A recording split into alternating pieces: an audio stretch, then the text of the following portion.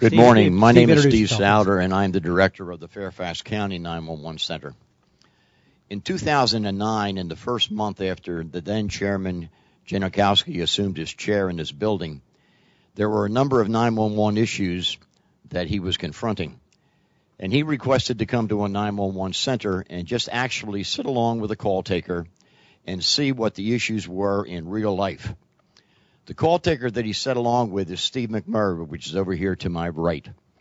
And he spent about 4 hours under a headset listening to and taking 911 calls. At some point in time, he said, what would happen if I were to make a 911 call from right here? And I said, well, first of all, you won't get in trouble. And secondly, he said, may I do that? And he did. And he's elbow to elbow with a call taker. And when the call came in, and it identified on the map where he was located, it put him in the middle of the Costco store, which was 1/2 mile from the 911 center where he was calling from. And if you know a Costco store, because our mapping system is very accurate, it put him near where you would normally pick up a roasted chicken to take home.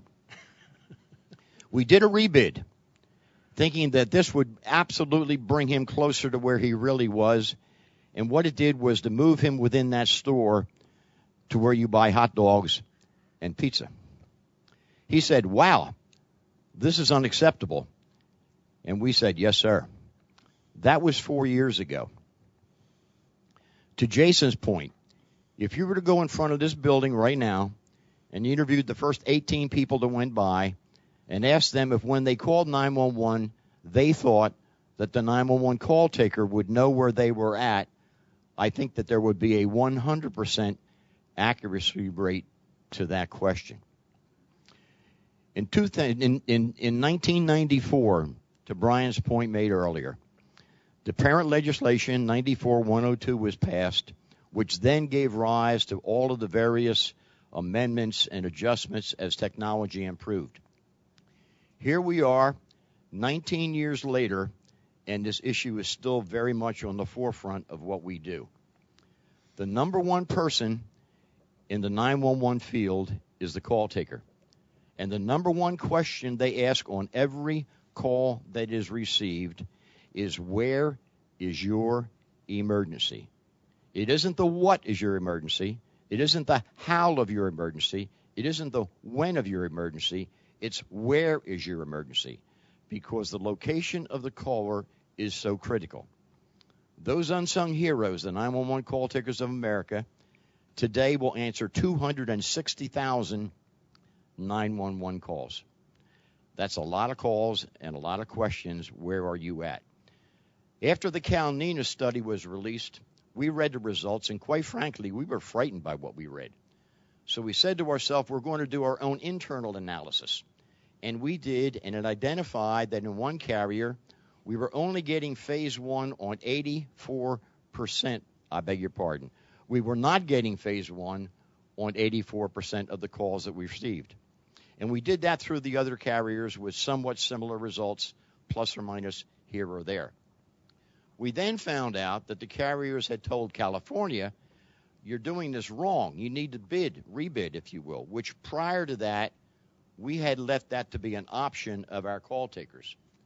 So then we invoked automatic rebid, and for the last 6 weeks, we have been doing automatic rebid on every call that we receive, which means that the call taker themselves does not do anything.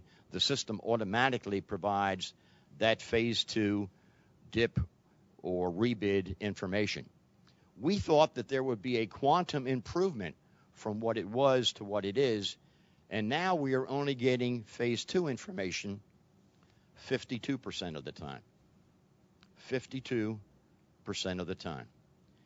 If you need a surgery and we're looking for a surgeon and did a search on the internet and found somebody that only had a 52% success rate, I don't think that would be the surgeon that you would go to.